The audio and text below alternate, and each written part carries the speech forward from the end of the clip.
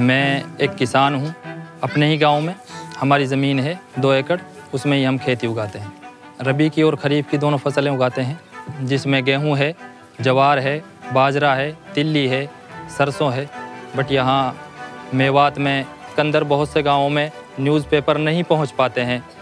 ये सरकारी स्कीमें पहुँचती हैं, लेकिन ग्रामीण इलाकों में लोग योजनाओं की स्कीम पहुँच भी नहीं पाती है।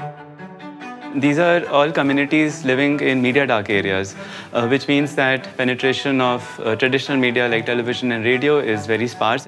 There's also literacy challenges, so things like newspapers have a very low access in these areas. In India, we have 22 constitutionally recognized languages, but apart from that, we have more than 100, almost 120 languages. Being able to provide justice to each and every citizen in their own language, it's a challenge, but it's also an opportunity. Jugalbandi is a chatbot that we built to solve 2 problems.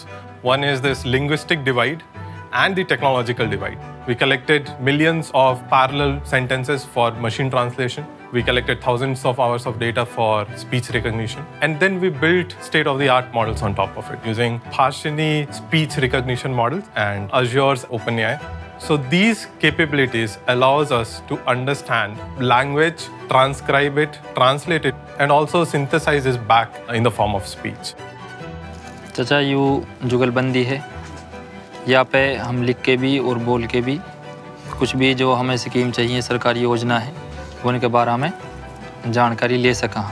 मैं किसान हूँ, मुझे सरकारी योजना कैसे प्राप्त हुई? मेरा नाम जुगलबंदी है।